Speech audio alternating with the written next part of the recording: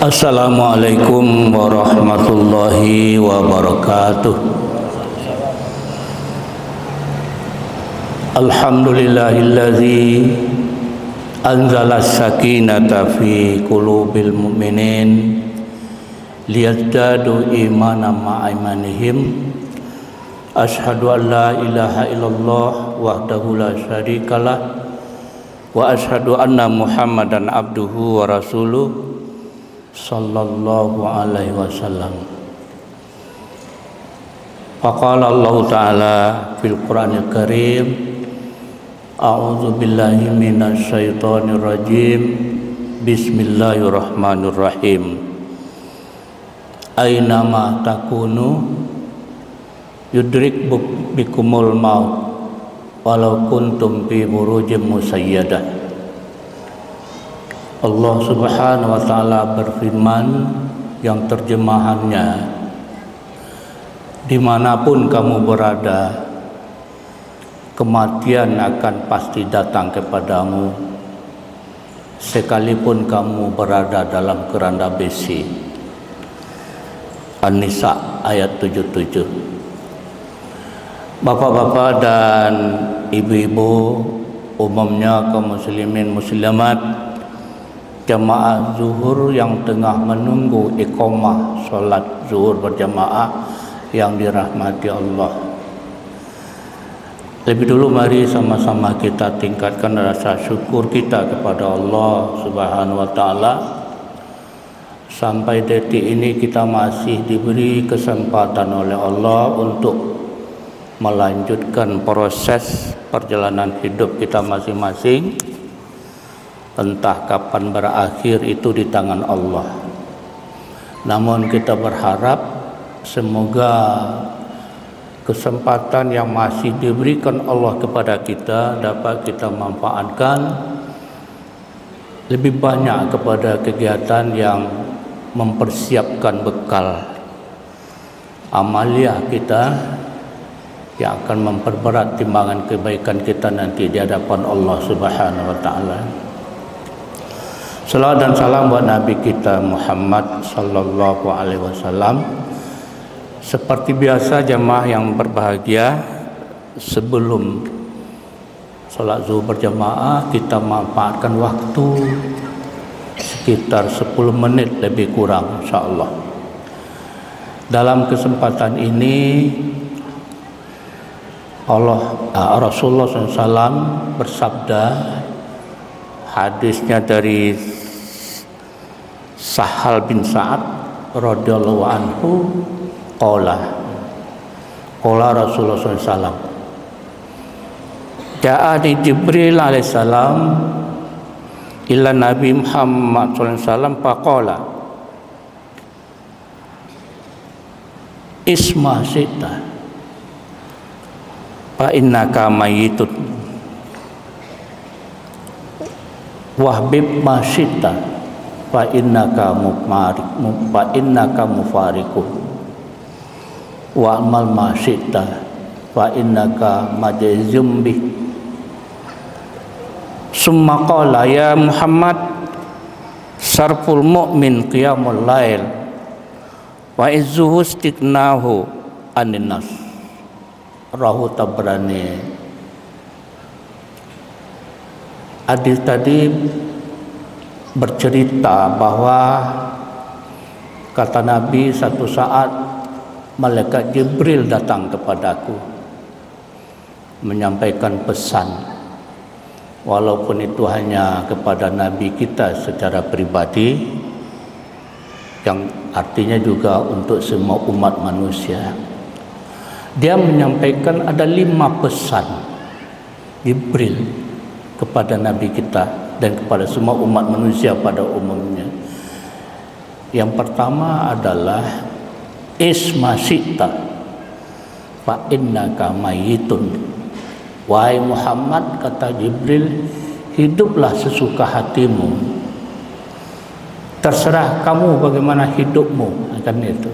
Tapi ingat, kamu akan mati. Yang kedua, wahbib masyita fa innaka mufariquh, cintailah olehmu apapun yang menjadi objek kecintaanmu, tapi ingat satu saat akan berpisah dengannya. Yang ketiga pesannya, wa'mal ma syi'ta, kerjakanlah olehmu apapun yang mau kamu kerjakan, tapi ingat bahwa segenap perbuatanmu itu akan dinilai, akan diperhitungkan nanti di hadapan Allah Subhanahu wa taala. Yang keempat, ya Muhammad, kata Jibril, syarful mu'min qiyamul lail, kemuliaan seseorang mukmin itu terletak sejauh mana dia bisa menegakkan salat malam. Itu hadis. Syarful mukmin, kemuliaan seorang mukmin itu terletak sejauh mana dia bisa melakukan salat malam, salat tahajud. Yang kelima pesan Jibril kepada Nabi kita, wa izzu istighnahu anin nas, dan kehormatan seseorang manusia itu terletak sejauh mana dia ketidakbergantungnya kepada orang lain. Di situ letak kehormatan. Ini luar biasa hadisnya. Tapi kalau kita sering tergantung kepada orang, berarti kehormatan kita jatuh. Hadis dirawikan oleh Tabrani dan Abu Naim. Jamaah yang terhormat, kita coba menjelaskan satu persatu apa yang bisa kita ambil dari pesan ini. Yang pertama sekali tadi Jibril mengatakan, hiduplah sesuka hatimu, tapi ingat kematian pasti datang. Hidup akan berakhir. Setidak-tidaknya apa? Implementasi hadis ini memperpendek angan-angan kita untuk dunia, tapi memperpanjang persiapan kita untuk akhirat. Memperpendek angan-angan. Sebab ada orang yang panjang angan-angannya di dunia ini, ya kan, habis waktunya untuk itu. Ini. Tapi dengan adanya hadis ini peringatan itu, hidup ini akan berakhir. Kemanapun kematian tidak bisa tidak, harus datang. Sebetulnya yang pasti dalam hidup ini apa? Kematian. Itu pasti. Itu yang pasti. Hidup besok belum tentu, tapi kematian pasti. Cuma waktunya yang dirahasiakan Allah. Rahasianya itu. Waktunya yang dirahasiakan Allah. Tadi kita baca ayat An-Nisa 77 itu. Apa kata Allah di dalam ayat itu? Dimanapun kamu berada, aitnama takunu, yudrikumul maut, kematian akan menjemputmu, walau kuntum fi burujim musayyadah, sekalipun kamu dalam keranda besi yang apa udara pun tidak ada hambatan malaikat maut untuk datang mencabut roh seseorang. Ayat Quran. Jadi maksudnya jamaah yang berbahagia, tentu kita kembali lagi ke awal. Apa fungsi tujuan kita diciptakan Allah? Tujuan kita jelas, untuk mengabdi kepada Allah, berta'abbud kepada Allah, kapanpun dimanapun. Wa ma khalaqtul jinna wal insa illa liya'budun, kata Allah. Aku tidak jadikan jin manusia itu melainkan untuk mengabdikan dirinya kepada aku, menyembah aku, jin dan manusia. Jadi yang jelaskan tugas pengabdian itu oleh Allah hanya dua makhluk saja, manusia dan jin. Yang lain tidak, binatang tidak termasuk. Tapi jin dan manusia Allah ciptakan untuk mengabdi kepada Allah. Jadi kalau begitu kematian akan datang, apa maksudnya? Sehingga kita bisa menjadikan segenap aktivitas kita itu menjadi ta'abbud kepada Allah. Kan itu artinya. Berapa umur kita? 50 tahun, 70 tahun nanti. Atau sekarang sudah lebih 80. Masa-masa itu kita jadikan berta'abbud. Apapun kegiatan kita ada di dalamnya abdun minallah, Abdullah.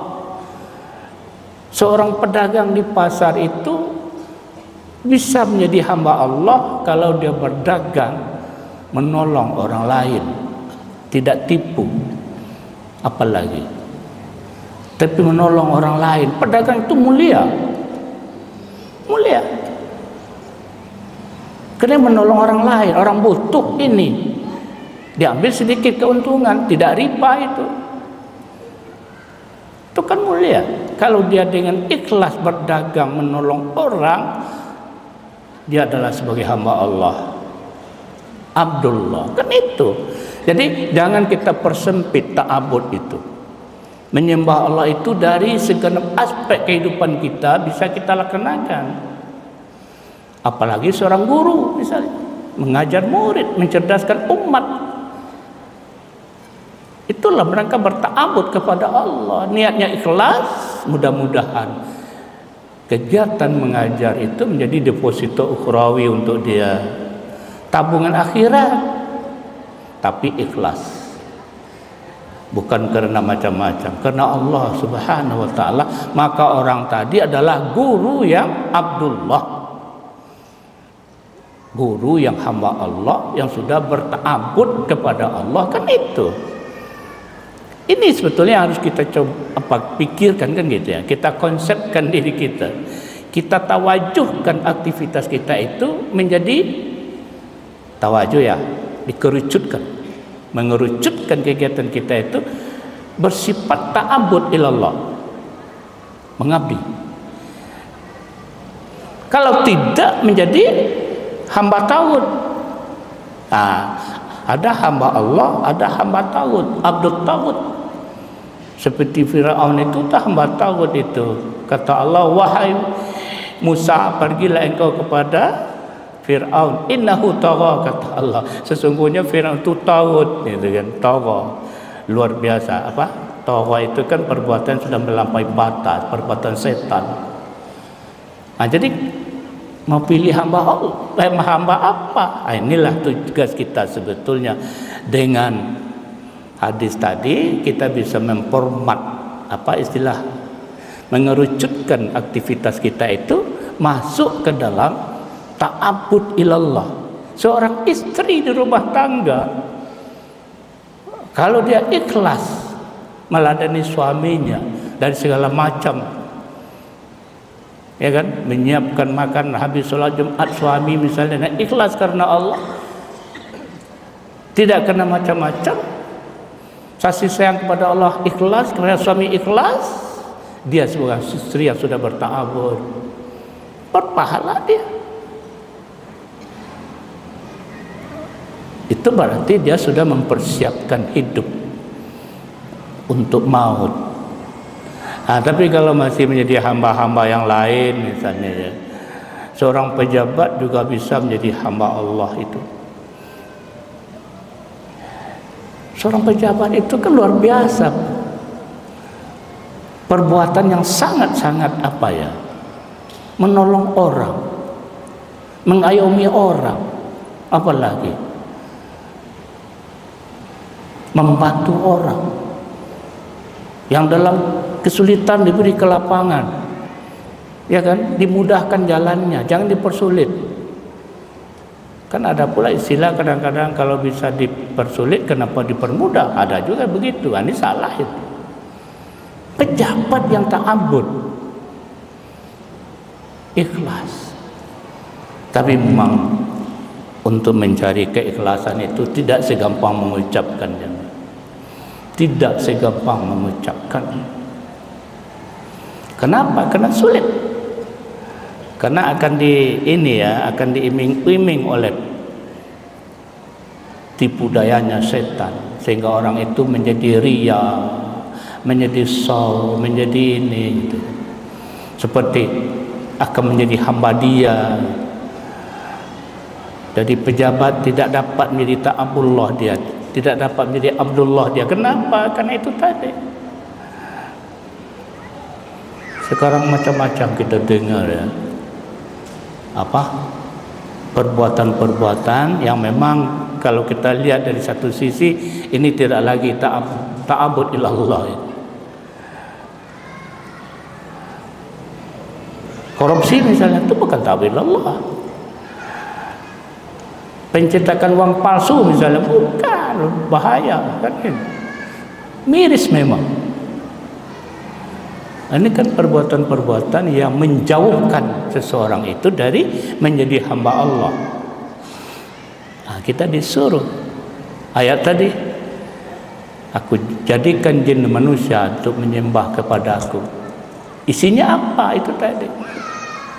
Kita jadikan segenap kegiatan kita format, kita fokuskan, mudah-mudahan kan itu ya, kita termasuk orang yang berta'abud kepada Allah, menjadi hamba Allah di situ, sehingga ada pahala juga. Apapun yang kita lakukan tadi sudah ada contoh-contoh, ya kan? Aktivitas banyak yang kita lakukan, tapi di format, insya Allah. Berarti kita, sebab hadis tadi kan kamu akan mati, ujung-ujungnya apa? Persiapan sebetulnya.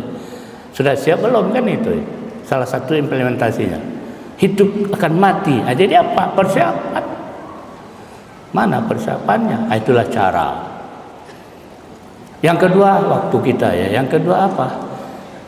Cintailah olehmu apapun. Silakan. Tapi ingat akan berpisah. Tapi ada cinta yang tidak akan berpisah. Cinta dengan Allah. Wallazina amanu asyaddu hubbalillah. Orang-orang beriman itu sangat cintanya kepada Allah. Kata Quran. Tapi kalau cinta dunia akan berpisah. Cuma untuk mendapatkan kecintaan Allah itu ya, penceramah sendiri ya mengatakan ya susah juga gitu kan, tidak gampang. Tapi orang mukmin itu begitu. Orang mukmin yang akan merasakan enaknya beriman itu, kata Rasulullah dalam sebuah hadis, adalah Allah dan Rasul yang lebih dicintai dari yang lain. Nah, coba. Baru dia akan mendapat manisnya beriman. Oh, luar biasa. Menjadikan Allah dan Rasul cintanya melebihi dari yang lain.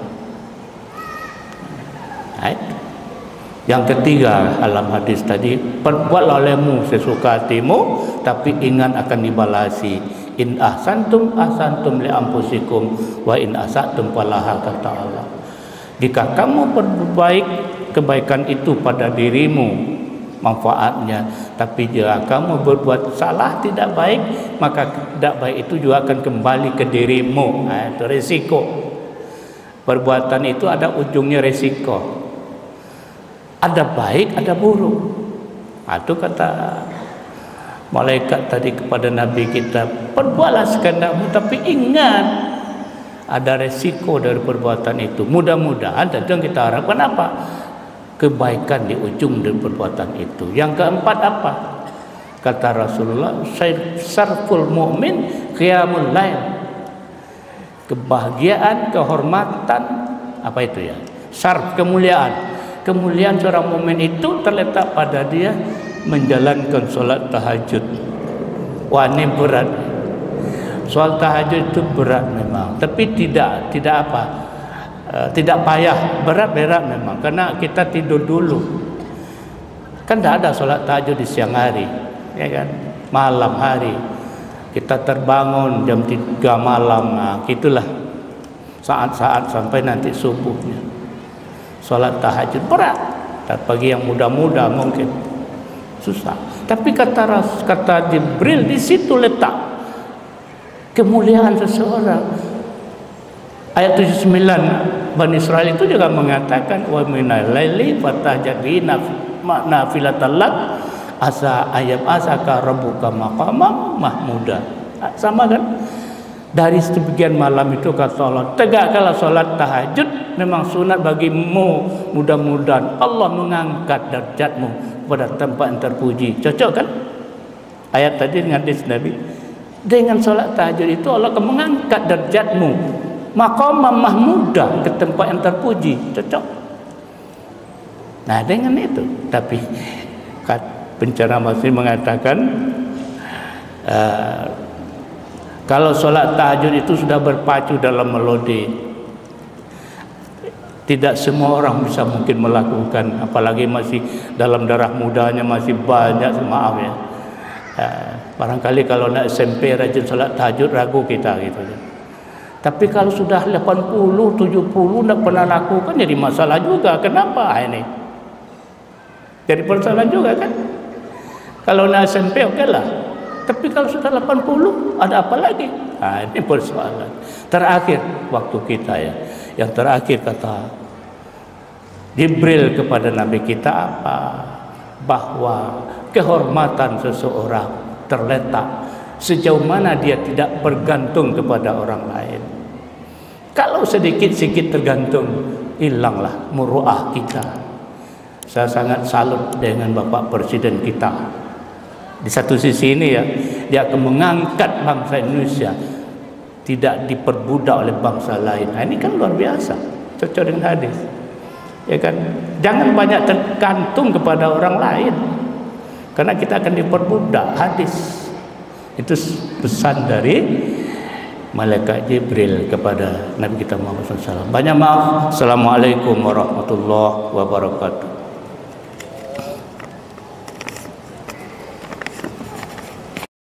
Mm-hmm.